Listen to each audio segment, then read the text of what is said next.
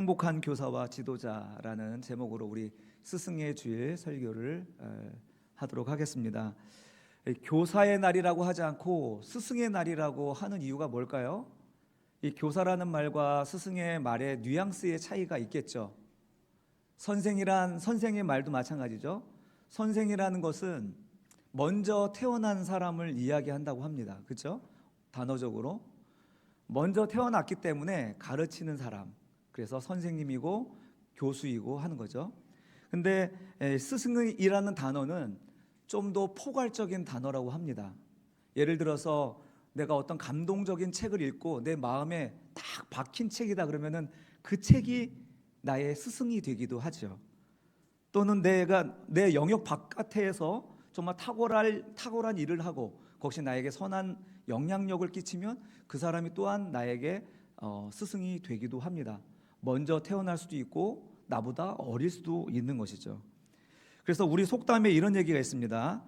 세 사람이 모여도 스승이 있고 3살짜리 어린아이에게도 배울 게 있다라고 하는 거죠. 그래서 그런 의미에서요, 우리는 어떻게 보면 서로 스승이 되기도 하고 학생이 되기도 하는 거예요. 자, 우리 서로 보면서 인사할까요? 선생님 감사합니다. 네. 그래서 오늘 스승의 날 설교는 여기 앉아 계신 교사 선생님들을 위한 메시지이기도 하지만 누군가의 앞에서 인도하는 인도자가 되기도 하고 또 따라가는 팔로워가 되는 우리들 모두의 메시지인 줄로 믿고 우리가 받기를 바랍니다. 오늘 이렇게 행복한 교사와 지도자라는 제목으로 말씀을 나누려고 하는데요. 이제 제가 멘트에서 교사라고 얘기하면 인도자다 또는 지도자다, 누군가 앞에서 봉사는 이끄는 자다 이렇게 생각하시면 되겠고요. 또 학생이다라고 이야기를 하면 우리 선생님이 아닌 학생들 또는 어린아이들 또는 서비스를 받고 있는 우리 성도들을 다 포함하는 이야기로 들었으면 좋겠습니다. 그래도 이제 대상이 우리 교사 선생님들이니까 우리 선생님들께 한번 여쭙겠습니다. 남 가르치는 일이 쉽습니까? 어렵죠. 쉽지 않죠. 어쩌면 이게 이제 보람이 있고 막 그러면 좋겠는데 매주 보람 있는 것은 아니니까 어떨 때는 주일 토요일만 되면 어떻게 하면은 교회 좀 빠질 수 있을까, 핑계를 대면 좋을까 이런 마음이 들기도 하죠. 거룩한 부담감 때문에 잠을 설치기도 할 때도 있을 것 같습니다. 야, 어서 일어나 교회 가야지. 어머니 오늘 좀 쉴래요. 오늘 진짜 오늘 교회 가기 싫어요. 야, 담임 목사가 빠지면 되겠냐? 네. 이건 모두의 문제인 것 같습니다. 다 듣던 얘기시죠. 그러니까 어느 교회 교사 선생님이 열심히 봉사하시다가 하나님 나라로 갔답니다. 그때 베드로가 이제 맞이하면서 묻습니다. 세상에서 무엇 하다가 왔느냐 이야기했더니 주일학교에서 30년 봉사하다가 왔습니다. 그랬더니 베드로가 갑자기 벌떡 일어나더니요, 절하더랍니다. 아이고 오셨군요. 정말 대단합니다. 그 험난한 그 30년의 세월을 감당하셨군요. 쉽지 않죠. 우리 교사라는 일, 누군가를 가르치는 일 결코 쉽지 않고 고단한 일입니다. 그 길에서 누군가를 이끌어가고 가르치는 그 길에서 만나는 가장 첫 번째 적이 누군지 아세요? 자기 자신입니다. 그렇지 않을까요? 저도 맨날 느끼는 건데 늘 부족함을 느끼고 본이 되어야 되는 그 중압감, 그렇죠? 그 자체가, 그 자리 자체가 무거운 짐인 거죠. 이 가르치는 자리가 그래서 쉽지 않은 것 같습니다. 뿐만 아니라 그 아이들이 잘 따라주면 좋은데 잘 따라주지도 않고 말은 많고 징징 짜고 간식 달라고 하고 막 그러죠. 또 공과 공부 또 준비해야 되죠. 이걸 써서 준비해서 내라고 하죠. 정말 몸이 10개라도 모자르고 정말 매주 누군가가 응원하고 정말 격려하지 않으면 당장이라도 그만두고 싶은 것이 누군가 앞에 서는 일인 것 같습니다. 그런데 오늘 성경에서 오늘 매우 중요하게 우리에게 권면하는 말씀이 뭐냐면 바로 이렇게 교사와 지도자들 앞에서 일어나는 자들이 즐거움으로 이 사역을 감당해야 된다라고 말씀하는 것입니다. 할렐루야. 즐거움으로 이 일을 감당하셔야 된다는 것입니다. 억지로 꾸역꾸역 뭔가 맞지 않는 사람들과 그 갈등 속에서 막 가는 게 아니라 정말 행복한 사역이 되어야 된다는 걸 말씀하고 있는 것이죠. 그렇지 않으면 안 하는 이만 못하는 것이 되는 것입니다. 여러분, 우리가 사역하면서 가장 힘이 빠질 때가 언제일까요? 정말 열심히 공들여서 섬겼는데 이 사람들이 잘 변하지 않는 거, 변하지 않을 것 같아요. 불가능한 것처럼 보일 때 힘이 빠지죠. 또는 이렇게 같이 속해 있는 공동체로부터 지지받지 못하고 오히려 이런저런 소리 들을 때 힘이 빠집니다. 때로는 앞장서서 일하는데 무슨 종 부리듯이 이렇게 말할 때, 아랫사람 부리듯이 대할 때 우리는 깊은 회의감에 빠지는 것입니다. 요즘이 아니라 꽤 됐죠. 학교의 환경이 완전히 바뀌었잖아요. 초등학교 교사들이 이 직업에 대해서 회의감을 많이 갖는답니다. 이 교사라는 직업이 예전엔 참 존귀한 자리였는데 지금은 너무나도 하드한 그런 자리라고 이야기하는 거죠. 사랑하는 성도 여러분, 오늘 이 스승의 주의를 기점으로 해서 오늘 교회 안에 있는 우리 교사들의 위상이 높아졌으면 좋겠습니다. 우리 교회 안에서 앞장서서 일하는 사람들이 보람되게 일하게 되는 그 계기가 되었으면 좋겠습니다. 오늘 히브리서 본문 13장 17절 통해서 어떻게 하면 우리가 불행한 봉사자, 불행한 종이 아니라 행복한 교사, 행복한 인도자가 될 수 있는지 그 은혜를 나누었으면 좋겠습니다. 이 사역의 첫 번째, 이 행복한 사역의 첫 번째, 그것은요, 한번 같이 읽어봅시다. 첫 번째입니다. 시작.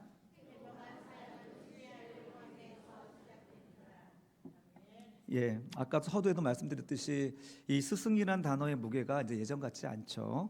이제 학교의 교육은 그냥 서비스에 불과해졌고 선생님들은 지식을 전달하는 자에 불과해졌습니다. 그리고 공무원처럼 보이죠.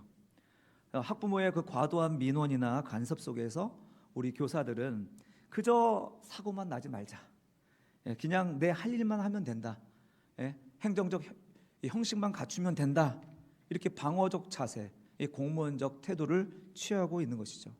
교사들은 넘쳐나지만 스승이 없는 시대, 이런 피해는 고스란히 우리 자녀들에게 가는 거라는 것을 우리는 좀 생각해 봐야 된다는 거죠. 여러분, 이것이 가르치는 자들의 문제입니까? 아니면 이 선생님들을 바라보는 그 시선이 문제입니까? 본질적으로 두 집단 사이에 신뢰가 무너졌기 때문에 그런 거 아니겠습니까?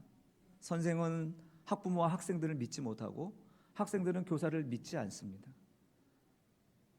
이것이 이 교육 현장의 불행이 아닌가 싶어요. 신뢰의 문제라는 것입니다.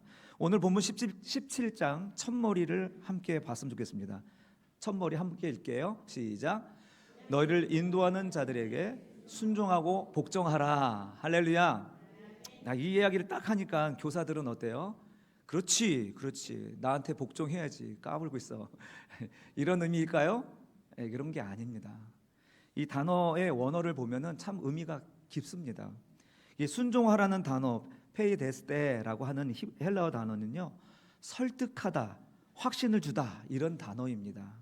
그러니까 누군가에게 순종하는 근거가 뭐냐면 설득이 된 거예요. 그리고 내 안에 확신이 됐기 때문에 순종한다는 의미가 담긴 거죠. 그러니까 지도자의 인격과 말씀의 마음이 움직여서 자발적으로 따르는 거, 이게 순종이라는 것입니다. 당신의 삶을 보니 내가 설득되었습니다. 당신이 믿는 하나님이라면 나도 믿고 싶습니다 라는 게 이제 순종이라는 것이죠. 여러분, 만약에 여러분들이 누군가에게 순종하고 있어요. 그러면 여러분 마음속에서 어떤 일이 일어났냐? 바로 이와 같은 일이 일어난 거예요. 내가 당신에게 설득됐어요. 난 당신이 확신이 들어요 라는 마음이 들었기 때문에 지금 순종하고 계시는 거예요. 그렇지 않겠습니까? 또한 복종하라는 단어도 마찬가지입니다. 복종하라는 것은 그 의미가 어때요? 누군가가 강압적으로 또는 수동적으로 내가 끌려가는 느낌이 강하지 않습니까? 복종하다 그러면. 근데 그렇지 않습니다. 이 단어는요, 따라합시다. 자리를 내어주다, 양보하다, 더 강한 의미가 아마 자리를 내어주다가 맞을 것 같아요. 이 복종이란 단어, 성경에서 말하는 복종하라라고 이야기하는 이 단어는 자리를 내어주는 것입니다. 즉 내 주장과 고집을 내려놓고 그 사람에게 자리를 내어주는 것입니다. 그러니까 내가 한번 믿어보자. 저 사람이 할 수 있다고 그러는데 오케이, 나는 좀 힘든데 너 할 수 있으니까 너 한번 해봐 하고 자리를 내어주는 거. 이렇게 이런 신뢰 관계가 있을 때 복종이 되는 거예요. 이해되시죠? 그동안 우리가 생각하는 순종과 복종과 내용이 좀 다르지 않습니까? 순종과 복종은 내가 지위가 낮아서 굴종하는 게 아닙니다. 상대방을 신뢰하기 때문에 나의 권리를 기꺼이 내어주는 그런 고상한 태도라는 것이죠. 제가 이 교회에 와서 초반에 얼마나 힘들었겠습니까? 적응하느라고. 그런데 저를 지지해주고 저를 믿어주는 집사님들이 이렇게 하시는 거예요. 팔을 탁 걷어붙이고 목사님 말씀만 하세요 이러시는 거예요. 뭐든지 뭐 필요한 거 있으면 말씀하세요. 이게 순종이며 복종의 이미지인 거예요. 내 자리를 내어주는 이거. 그래서 얼마나 힘이 되는지 모르겠습니다. 지금까지 견딜 수 있었던 거는 바로 그렇게 그런 순종과 태도로 우리에게 보여주셨을 때, 저에게 보여주셨을 때 견딜 수 있었던 힘이었던 것 같아요. 요즘 거리에 빨갛고 파랗고 하얗고 노랗고 옷 입고 다니는 사람 많이 보시죠? 그 사람들이 명함을 건네면서 지지해달라, 좀 나 좀 믿어달라 이렇게 하잖아요. 우리가 여러분들이 어떤 후보를 선택하든지 그 사람을 신뢰하기 때문에 표를 던지죠. 이게 자리를 내어주는 거예요. 나의 권력을 그에게 이양해서 그 권한을 행사하게 하는 것, 이게 선거입니다. 선거. 저 선거 운동하는 거 아니에요? 여러분, 그렇다고 해서 내가 표를 던져가지고 그 사람에게 권력을 이양했다고 해서 내가 그들의 종이 되는 것입니까? 아니죠. 오히려 그 반대 아닙니까? 오히려 우리의 신뢰를 받은 그들이 우리를 위해서 일하는 공복이 되는 거예요. 우리의 몸종이 되는 것입니다. 순종과 복종은 신뢰 속에서 일어나는 매우 품격 있는 행위이고요. 주인이 하는 일입니다. 주인이 하는 것이고 주권자가 하는 것이 바로 순종과 복종이라는 것으로 나타나는 것입니다. 정치가 이런 신뢰로 권력을 주고받는 것이라면 신앙교육은 이 신뢰로 무엇을 주고받아요? 영혼을 주고받는 고상한 일을 하는 것입니다. 얼마나 숭고한 일입니까? 여러분, 사역은요, 교회 안에서의 사역은 이와 같이 신뢰를 바탕으로 하는 순종과 복종으로 되어지는 것이지, 내가 믿지 못해가지고 계속적으로 대결하고 비판하고 이렇게 각을 세우는 방식으로 일하는 게 아니라는 것입니다. 그건 세상에서나 하는 정치 행위고 교회 안에서는 그러지 않습니다. 교사와 또 지도자가 또 일하는 그 섬기는 자들이 행복하려면 우리 성도들과의 관계가 이처럼 견고한 신뢰 위에 있어야 된다는 사실입니다. 여러분, 우리 성도님들 얼마나 믿어주십니까? 서로가 서로에게 얼마나 믿을 만한 분으로 서 계십니까? 부족한 부분 많이 느껴지시죠? 여러분, 이것이 우리가 먼저 해결해야 될 첫 번째 관문이에요. 이 신뢰가 회복되지 않으면 일하지 않는 것이 좋습니다. 일할 때마다 갈등이 나기 때문에 그렇습니다. 여러분, 이런 앞에서 일하는 사람들을 믿어주고 맡겨주고 그냥 이래라 저래라 밤나라 콩나라 이렇게 하지 말고 그냥 믿어주시고 다 지원하고 격려하는 것이죠. 이런 신뢰 관계가 없으면요, 설교는 그냥 연불이 되는 것이고, 그리고 공과하는 이 교사들의 이야기는 잔소리가 되는 것이고요, 우리가 하나님 앞에 기도하는 것은 아무 의미 없는 울리는 꽹과리가 될 뿐입니다. 그러니 믿고 맡겨주세요. 그것이 바로 행복한 사역의 시작인 줄로 믿습니다. 여러분, 진짜 우리가 일을 할 때 나를 믿어주는 사람이 있다, 그 한 사람이라도 있으면 그 사람 때문에 견딜만 하죠. 우리가 서로가 서로에게 그렇게 믿어줄 만한 관계가 되어진다면 얼마나 천국 같은 곳이 될까요? 하는 것마다 얼마나 많은 열매 맺을까요? 여러분, 이것이 일하는 자들의 첫 번째 우리의 자격 조건입니다. 우리가 서로가 서로에 대하여서 신뢰 관계로 나아가는 것입니다. 그러나 이제 이 행복한 사역은 아무나 누리는 것은 아니죠. 오늘 본문에 보시면은 이제 아무나 누리지 않고 누가 누리는가에 대한 이야기가 나옵니다. 두 번째 한번 같이 읽어볼까요? 시작. 성도의 문제를 네네. 예, 이렇게 내 문제가 아닌데 내 문제처럼 여겨주는 이 사람이 바로 이 행복한 사역을 누릴 수 있는 자격 있는 사람이란 거죠.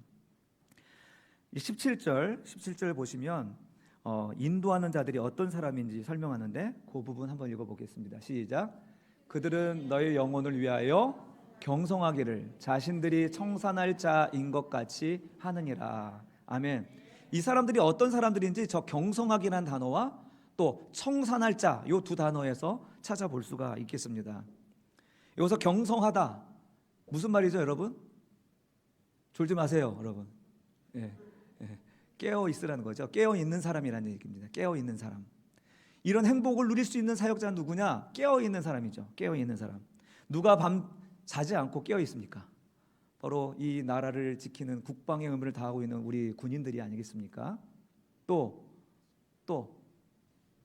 우리 부모님들이 아닙니까? 우리 아이가 지금 열이 펄펄 나가지고 아프다고 하는데 지금 나는 18시간 수면을 좀 난 확보해야 돼 하면서 이제 자면 그런 부모는 없죠.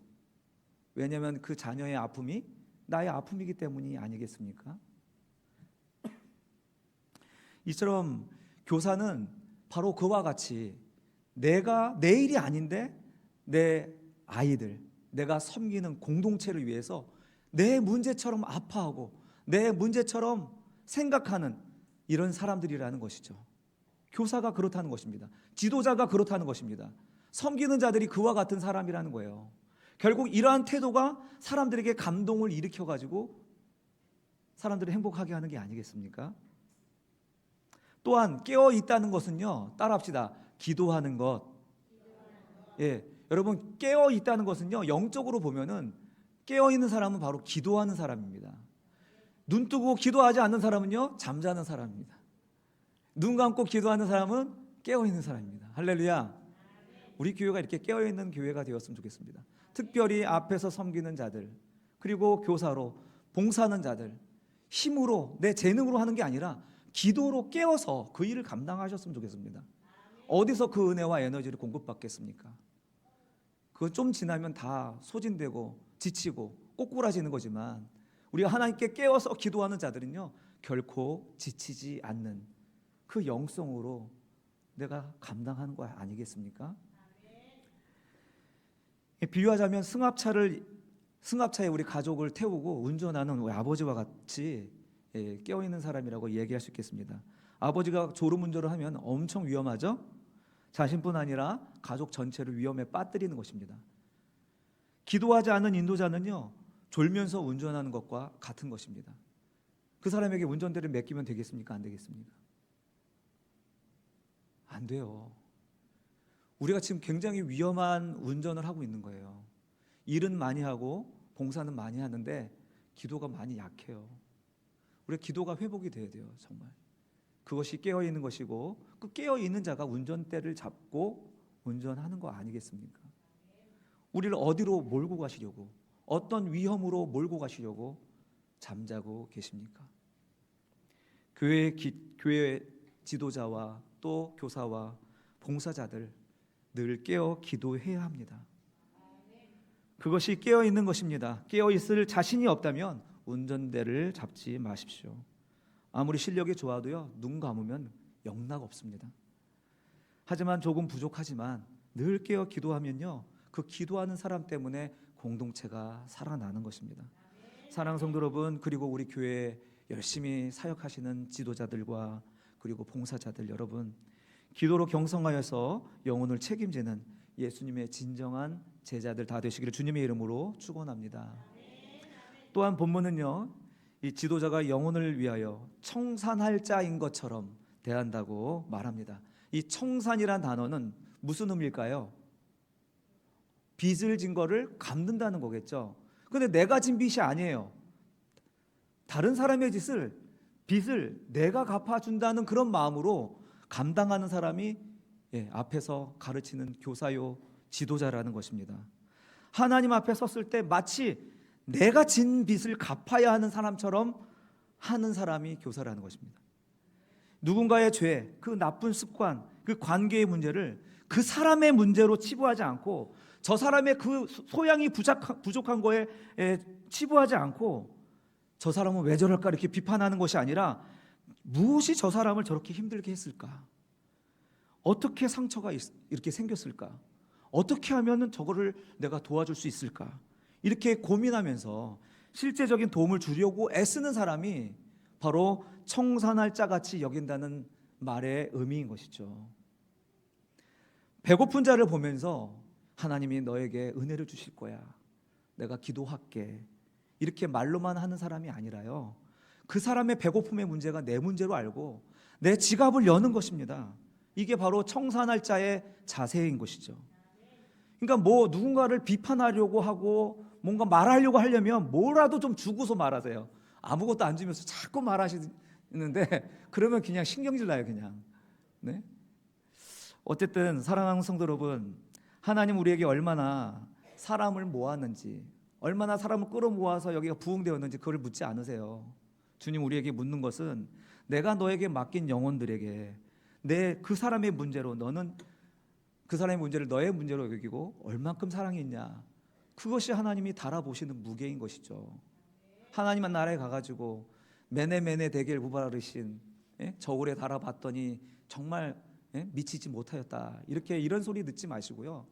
우리가 몇 명을 섬기더라도, 소수를 섬기더라도 내가 그 사람의 문제를 내 문제처럼 여기면서 사랑하고 섬기고 공급할 수 있다면 여러분의 하나님의 사랑의 무게는 점점 무거워지고 인정받게 될 줄 믿습니다. 이상하게 내 지갑에 돈이 나가는 건 참 아까워, 그렇게 자린고비같이 살지만 아이들과 우리 성도들을 위해서 교회에서 쓰는 것이 하나도 아깝지 않는 사람, 이 사람이야말로 바로 이 부유한 지도자입니다. 깨끗한 부자라 말할 수 있겠습니다. 그래서 이 구원받는 자의 특징은요, 아주 까놓고 얘기하면, 어떤 목사님이 이렇게 까놓고 이야기하시더라고요.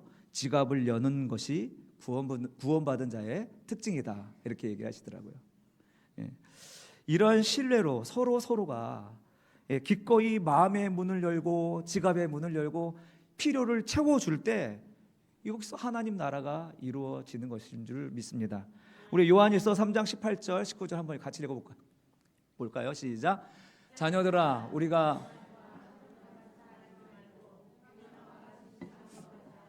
이로써 우리가 진리에 속한 줄 알고. 아멘, 아멘. 여러분, 우리가 말로만 하는 신앙생활 이제 청산하시고요, 정말 말했으면 거기에 책임지는 그런 믿음과 신앙으로 나아갈 수 있는 우리 옥토교회 성도님들 다 되시기를 주님의 이름으로 축원합니다. 우리 세 번째로 한번 같이 읽어보겠습니다. 시작. 교사와 지도자의 행복이 곧 공동체의 유익입니다. 아멘. 여러분, 이러한 행복한 사역은 지도자 혼자 만들어내는 게 아닙니다. 물론 출발과 단초는 지도자에게 있지만 그래도 박수는 혼자 치는 게 아니잖아요. 사역은 혼자 하는 게 아니잖아요. 함께 하는 것입니다. 이렇게 성도들의 태도도 중요하다는 것이죠. 교사나 지도자들은요, 공동체의 어떤 국가대표와 같은 사람들입니다. 여러분, 이런 얘기 있잖아요. 축구도 홈에서 뛸 때 승률이 훨씬 높다고 하죠. 그 이유가 뭘까요? 응원해주는, 격려해주는 이 공동체 때문에 이상하게 힘이 나고 또 적극적이고 열심히 하게 되는 거 아니겠습니까? 그래서 여러분, 오늘 이 말씀은 오늘 우리들에게 그냥 단순하게 주시는 말씀이 아니라 경고로 주어지는 말씀입니다. 경고. 이 교회가 어떻게 세워지는 것인가. 한번 그 부분을 한번 읽어볼까요? 시작. 그들로 하여금. 시작. 그들로 하여금 즐거움으로 이것을 하게 하고 근심으로 하게 하지 말라. 그렇지 않으면 너희에게 유익이 없느니라. 아멘. 그러니까 즐거움으로 이것을 하게 해야 돼. 근심으로 하게 하면 안 돼. 안 그러면 아무 유익이 없다라는 거예요. 아무 유익이 없다 하면 고린도전서 13장의 말씀이 생각나요. 너희 그 은사도, 그 모든 성령의 은사도, 그 믿음도 소망도 아무것도 아니라는 그 말씀이 생각나요.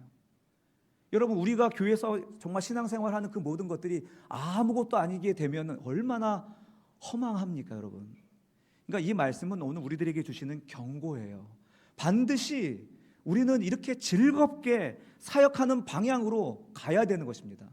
만약에 우리가 사역이 즐겁지 않으면 고민해야 됩니다. 이것이 하나님께로부터 비롯된 게 아니라 내 욕망과 자기 이기심으로부터 비롯됐다라는 사실을 깨닫고 돌이켜야 된다는 것이죠. 여기서 근심하다라는 말은요, 신음하다 또는 한숨 쉬다라는 것이에요. 일하는 자들이, 지도자들이 교회 올 때마다 한숨 푹푹 쉬면서 억지로 사용한다면 공동체의 유익이 하나도 없다라는 것입니다. 그러니까 그런 상황을 만들지 않기 위해서 우리가 서로가 서로에게 그렇게 격려해주고 위로하고 으쌰으쌰 해주셔야 되는 거예요. 할렐루야. 그것은 단순히 그 사람을 격려하기 위한 것이 아니라 주님의 명령이고, 그렇게 하지 않으면 아무 유익이 없기 때문이라고 경고하는 것입니다. 사랑하는 성도 여러분, 우리 교회에 이끌어가는 자들은 다 행복해야 합니다. 그래야 배우는 이들이 살아나는 것이죠. 지도자의 얼굴이 은혜롭고 기쁨이 넘쳐야 사람들이 그 얼굴 속에서 하나님의 살아계심을 발견하게 되는 것입니다. 김창옥 쇼에서 이런 얘기 말하대요. 잘되는 집의 가정의 엄마의 얼굴은 인상이 아주 좋대요. 그러나 그렇지 않은 집의 가정의 엄마의 얼굴은 진상이래요. 예, 이 진상과 인상을 어떻게 구별하는지 여러분도 다 들으셔서 알겠지만 어떻게 구별할까요? 맞아요. 엄마가, 인상 좋은 엄마가 집에 들어가면 집에 아이들이 막 즐겁고 활기차지고 와서 곁에서 이야기하고 질문하고 막 그런데요. 근데 진상의 엄마는 어떻대요? 집에서 바깥으로 나가면 이제 아이들이 그때부터 즐거워한답니다. 예. 근데 왜 엄마는 진상을 하고 있을까요? 진상짓을 하니까 진상의 얼굴하고 있는 거죠. 남편이나 아이나 진상짓을 하고 있는 거죠. 그러니까 서로 원인을 주고받기 때문이 아니겠습니까? 본문 바로 앞에 7절에 보면은 이렇게 얘기합니다. 7절의 말씀 보시면 하나님의 말씀을 너희에게 일러주고 너희를 인도하던 자들을 생각하며 그들의 행실의 결말을 주의하여 보고 그들의 믿음을 본받으라. 그러니까 사실 동기 제공은 앞에서 이끌어가는 자들에게 있네요. 그들이 정말 진실로 하는 것인지 즐거운 마음으로 하는 것인지 하나님의 말씀을 그 기준으로 해서 하나님을 섬기는 마음으로 하는지 그것을 보고 확인이 되면 어떻게 하라고요? 예, 무한 신뢰를 주라는 거예요. 그 사람이 진실하지 않다면 모르겠지만 그 사람이 좀 실수하고 좀 부족해도 하나님의 말씀에 정말 붙들려서 가는 그런 인도자라고 하면 어떻게 해요? 무한 신뢰를 주라는 거예요. 무한 신뢰. 마음으로만이 아니라 물심양면으로 신뢰를 하라는 거예요. 그것이 격려하는 것입니다. 우리 그런 자들이 앞에서 인도할 때 여러분 그렇게 기뻐하면 얼마나 좋습니까? 우리 백원사님이 만약에 우리 배성희 원사님이 레크레이션 잘 인도하잖아요. 그러면 그 목사님 나오세요. 그러면 나가야죠. 그분이 거기서는 우리 이제 우두머리니까 장로님 나오세요. 그럼 나가서 해야 되잖아요. 또 우리 정미 권사님이 우리 주방의 수장입니다. 그럼 믿고 맡겼으니까 군소리 없이 맛있게 드셔야죠. 맛있다고. 그리고 그렇게 말씀하시면서 거기서 일하는 거, 거기서 말씀하는 거 순종하고 복종함으로 실천해야지 교회가 아름답지 않겠습니까? 그런데 뭐 국물이 짜네, 뭐 재미가 없네 이렇게 하게 되면 이제 일하는 사람들이 이제 힘이 드는 거죠. 여러분, 우리는 이렇게 일하는 자들 위하여서 정말 열심히 해줘야 되는 그 첫 번째 전제하에서 우리는 나눔과 지지가 필요한 것입니다. 우리 갈라디아서 6장 6절 같이 읽어볼까요? 시작. 가르치는 자는 말씀을 가르치는 자와 모든 좋은 것을 함께하라. 아멘. 그래서 말씀을 가르치는 자를 우리 그냥 스승이라고 합시다. 그냥 교사만이 아니라 우리가 서로가 서로에 대하여 스승일 때가 있잖아요. 이렇게 스승이라 할 때 모든 좋은 것을 함께하라고 하는 것입니다. 갈라디아 교회가 율법주의자들에 인해서 이렇게 갈라질 때, 이런 관계가 흔들리고 있을 때 사도 바울이 영적 성숙을 위해서 요청한 것이 바로 이것입니다. 그렇게 일하는 자들과 함께 나누고 교제하고 지지해 주라, 이렇게 얘기하는 것입니다. 요즘 미디어가 발달이 돼가지고 정말 큰 교회들의 이야기들이 막 유튜브나 이런 영상물로 오잖아요. 그거 보면 우리 교회는 정말 한참 부족해 보입니다. 그렇게 비교의식하지 마세요. 그럴 필요가 전혀 없습니다. 하나님은 오늘 우리에게만 주신 사명이 있고 우리에게만 부탁하신 일들이 있기 때문에 우리가 할 수 있는 일을 하면 됩니다. 똑같이 그렇게 따라가면 뱁새가 황새 쫓아가다가 다리 찢어지듯이 힘들기만 한 것입니다. 할 수 있는 만큼만 하면 되는데 왜 그렇게 다 해야 된다 이 말입니까? 우리가 은사자가 생기면 그때 시작하면 되고요. 재정이 채워지면 그때 일하면 되는 것입니다. 사랑하는 성도 여러분, 스승들 또 인도자들을 존경하고 이렇게 사랑해 주시기 바랍니다. 참 잘한다, 훌륭하십니다. 우리 한번 인사할까요? 여러분 참 잘하고 있어요. 훌륭하세요. 웃으면서 웃는 표정으로. 이런 격려가 우리에게 필요해요. 저도 필요해요. 할렐루야, 아멘. 우리 김혜란 집사님이 앞에서 아멘 하면 얼마나 힘이 되는지 몰라요. 그러다 가끔 원고를 놓칠 때도 있지만 그러나 여러분 이렇게 격려하고 이렇게 해주면 참 힘이 드는 것이죠. 뿐만 아니라 좋은 것을 함께 한다는 것 또한 이게 단순히 그냥 물질적인 것만 지원이 아니라요, 그 모든 그 사람의 방법과 철학을 인정해 주는 거예요. 내가 아직은 잘 모르지만 그런 방법이 있겠네. 그럼 따라줘야지. 이렇게 가야 되는데 배추는 이렇게 썰어야 된다고, 또 양념은 이렇게 해야 된다고, 그러다가 싸우는 교회가 얼마나 많은지 몰라요. 전라도식으로 해야 되는지 경상도식으로 해야 되는지 이렇게 모든 부분에서 우리가 지지해주고 이끌어가는 사람들이 잘 사역할 수 있도록 환경을 조성해 주는 것, 이런 것이 정말 필요한 것이죠. 목양도 마찬가지입니다. 이 목양도 양들에게 제가 설교를 통해서만 먹이는 것이 아닙니다. 목양은요, 양의 우리를 정비하고 그리고 뛰놀 환경을 조성하고 또 악한 짐승들을 막는 일, 이 모든 것들이 다 목양인 거예요. 먹이기만 하면 그 양이 건강할까요? 그렇지 않아요. 먹고 운동하고 뛰놀고 이러면서 이게 건강하게 성장하는 것입니다. 이럴 때 우리의 영적인 성장과 성숙이 일어나는 것이죠. 여러분, 이런 것들을 지원하고 보충하는 것이 얼마나 큰 격려가 되고 지지가 되겠습니까? 이러한 나눔과 지지, 행복한 교사, 행복한 사역의 출발이 되는 줄로 믿습니다. 좋은 거 있으면 나눠 주십시오. 맛있는 거 있으면 좀 불러다가 좀 먹여 주시고요. 격려 문자 날려주세요. 잘한다, 고맙다, 당신이어서 행복하다, 이렇게 말씀해 주시면 더 힘나서 더 잘하게 될 줄 믿습니다.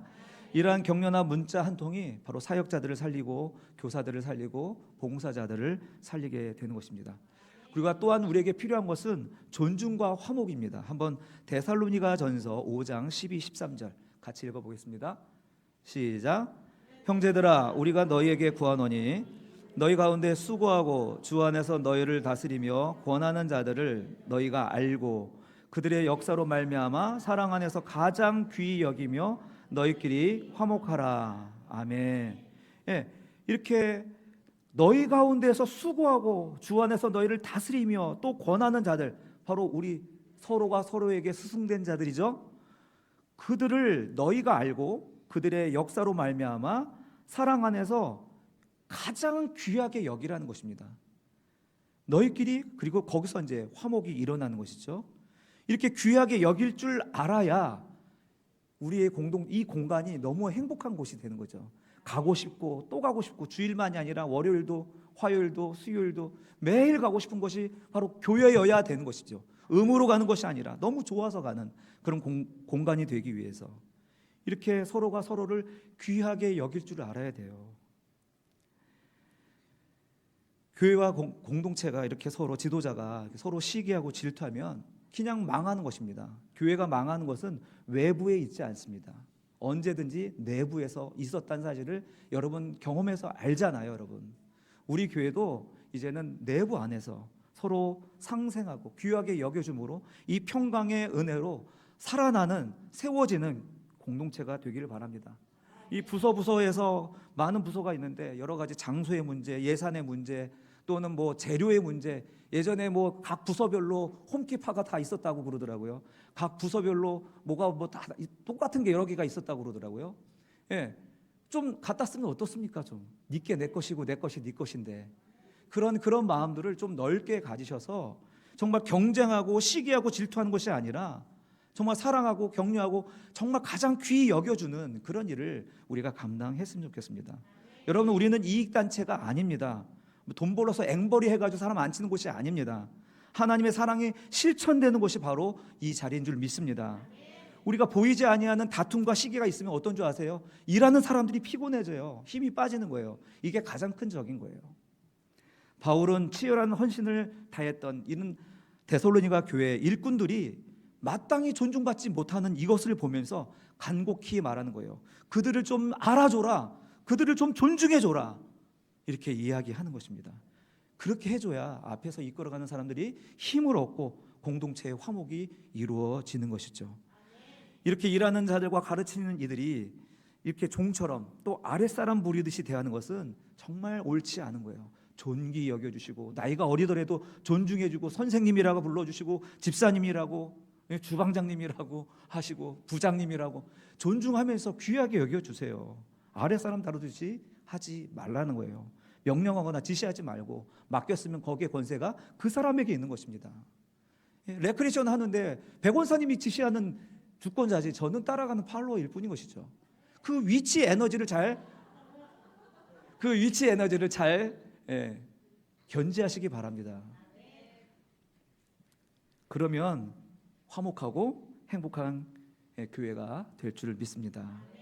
여러분, 이렇게 가르치는 자, 지도자들에게 순종하고 복종하라 하고 또 즐거운 마음으로 할 수 있도록 지지해주고 존중하고 화목하라고 하시는 이유가 뭐냐면 결국은 큰 목자 되시는 예수 그리스도를 통해서 하나님의 기뻐하시는 일을 사람의 스승들을 통해서 하기 때문에 그렇습니다. 우리 히브리서 13장 21절 같이 읽어볼까요? 시작. 양들의 위대한 목자가 되신 우리 주 예수를 죽은 사람 가운데에서 이끌어내신 평화의 하나님이 여러분을 온갖 좋은 일에 어울리게 다듬질해 주셔서 자기의 뜻을 행하게 해 주시기를 빕니다. 또 하나님께서 예수 그리스도로 말미암아 우리 가운데 자기가 기뻐하시는 바를 이루시기를 빕니다. 예수 그리스도께 영광이 영원 무궁히 있기를 빕니다. 아멘. 세 번역으로 읽은 건데요. 바로 예수 그리스도, 우리의 큰 목자가 되신 그 예수 그리스도를 누굴 통해서 우리가 보게 되냐면 앞에서 인도하는 자를 통해서 보게 된다는 거예요. 그러니까 이 지상의 인도자들에게 순종하는 것은 사람에 대한 충성이 아니라 결국은 이 교회에 대한 충성이고 이 교회의 머리가 되시는 예수 그리스도에 대한 충성이라는 사실을 그렇게 기억하시길 바랍니다. 오늘 이 말씀을 통하여서 이 말씀을 맺겠습니다. 이 말씀을 통해서 사람을 맹목적으로 따르는 것은 건강한 신앙이 아닐 것입니다. 그러나 그 반대로 모든 권위를 무시하고 내 고집대로 행하는 것도 하나님 뜻과는 전혀 멉니다.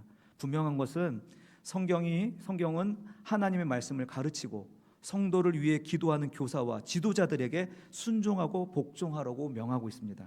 단지 그 자리에 앉아있기 때문이 아니라 그들이 품은 사랑과 비전을 우리가 어떻게 해요? 믿기 때문에, 신뢰하기 때문에 우리가 순종하고 복종하는 것입니다. 교사는 성도의 영혼을 위해 끼어있는 사람이고요, 영적 부모의 마음으로 영혼의 빛을 갚으려고 애쓰는 보호자라는 사실을, 그 정체성을 우리가 가졌으면 좋겠습니다. 한 영혼의 그 참된 복락을 위해서 수고를 마다하지 않는 이 인도자들의 진심을 확인하시고요, 만약 그들이 하나님 앞에서 성실히 살아가는 것이 확인되면 기꺼이 그 권위를 인정하고 순종하기에 힘쓰십시다. 선생님이 행복해야 아이들이 행복합니다. 목회자가 즐겁고 행복해야 성도가 은혜를 받습니다. 일하는 봉사자들이 행복해야 교회가 생명력으로 꿈틀대는 것입니다. 즐거움으로 하실 수 있도록 믿고 신뢰하여 기꺼이 내 자리를 내어 주십시오. 내 자리를 내어주지 않고 있으면 걸림돌이 되는 거예요. 그냥 순종과 복종으로 우리가 반응하여서 서로가 서로에게 이와 같이 서로에게 복종하는 그런 공동체가 되었으면 좋겠습니다. 에베소서 5장 21절 같이 읽고 마칠까요? 시작. 그리스도를 경외함으로 피차 복종하라. 할렐루야. 우리는 서로가 서로에게 스승입니다. 그러므로 우리는 서로가 서로에게 또 학생으로서 그리스도를 경외하는 마음으로 피차 복종합니다. 저 목사라고 항상 스승 아닙니다. 여러분들을 섬기게 될 때는 또 저는 팔로워가 되는 것입니다. 이런 자세로 서로가 서로에게 피차 복종할 때 우리 교회는 어떤 교회가 됩니까? 강하고 행복한 교회, 옥토교회, 열매를 많이 맺게 되는 그런 옥토교회가 되게 되는 줄로 믿습니다.